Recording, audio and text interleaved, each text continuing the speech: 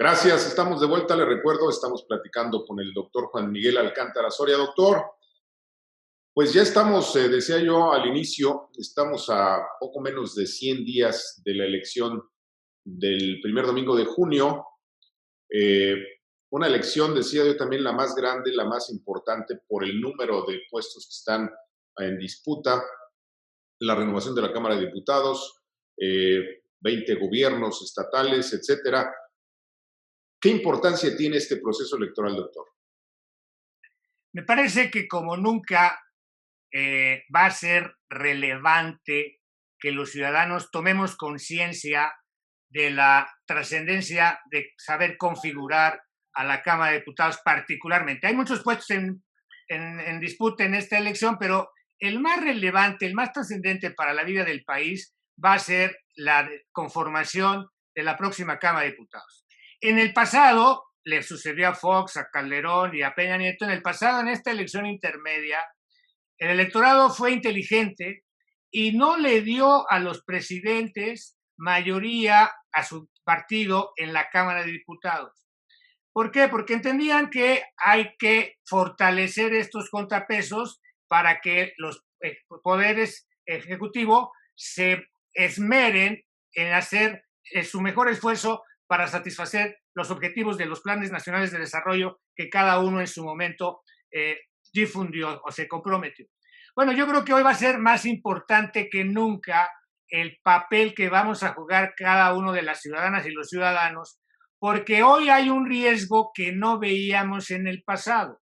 Con independencia de que en el reciente pasado hubo eventos gravísimos de corrupción que estaban a la vista de todo el mundo y que no hizo nada el gobierno de Peña Nieto por contener, por acotar, por reducir o por sancionar estos niveles de corrupción, con independencia, repito, de todo eso que vivimos en el pasado, que dañó gravemente la vida de los mexicanos, hoy lo que tenemos es una situación, un escenario mucho más crítico que el que tuvimos en el pasado reciente. ¿Por qué? Porque el presidente López Obrador no está en la disposición de respetar la Constitución, no está en la disposición de apoyarse en la ciencia y en la técnica. El presidente López Obrador está totalmente manejado, deletreado por su ideología, por las anteojeras ideológicas que trae, que son de una ideología del siglo pasado, de los años 70 del siglo pasado, donde sus émulos son José López Portillo y Luis Echeverría, precisamente ahora en el tema energético, donde se hablaba mucho de la soberanía alimentaria, la soberanía, hoy se habla de soberanía energética, pero precisamente porque se desprecia la ciencia y se desprecia la técnica, se desprecia los datos duros con los que se debe conducir desde una casa, una escuela, una empresa y más a un país, ese desprecio a los datos duros que aportan la ciencia y la técnica y ese manejo ideológico y que el ejemplo además de este aval al candidato a gobernador Félix Macedonio,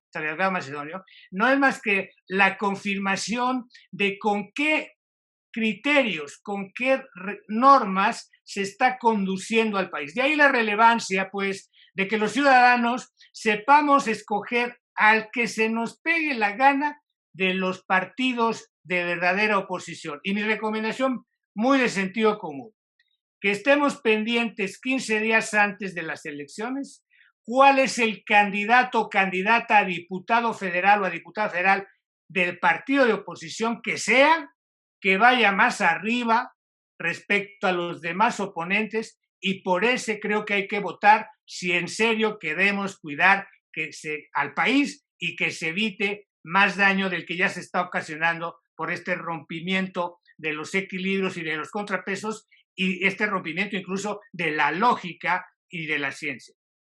Doctor, hay indicios de que se prepara un fraude desde pues el poder, como ocurría antes de que se construyera el INE y el tribunal. Hay sometimiento del tribunal, hay sometimiento de pues algunas otras instancias. ¿Realmente de qué tamaño es el riesgo de un fraude de Estado? Este dato que apuntas de que el Tribunal de Justicia Electoral está ya confirmado, se deletrea desde Palacio Nacional. El presidente López Obrador determina las decisiones que más le interesan para que sea a su satisfacción lo que resuelve el tribunal a través de un presidente pelele como es el que ahora preside al Tribunal de Justicia Electoral. Estos datos evidentemente son preocupantes y hay que tenerlos muy en cuenta para ir construyendo los escenarios que al futuro vamos a vivir. Afortunadamente el INE ha conservado, aún con las incorporaciones de algunos obradoristas, ha conservado su autonomía, la está defendiendo bien y creemos que ese árbitro, ese administrador del proceso electoral lo va a hacer bien. Pero indudablemente el presidente ya está trabajando, y para eso tiene al tribunal a su vez, ya está trabajando en hacer que por las buenas o por las malas gane su partido. Y como decíamos desde antes de conformar el actual sistema electoral, donde como tú sabes yo tuve un papel en la construcción del IFE en su momento, tenemos que adoptar la actitud precisamente de entonces. Tenemos que buscar formar ciudadanos, educar ciudadanos para que sean pueblo y para que con votaciones copiosas, abundantes, donde las mayorías sean determinadas para que se haga esos contrapesos en la Cámara de Diputados, esa es la única vía pacífica, civilizada y legal con la cual podemos frenar este intento de dictadura de López Obrador.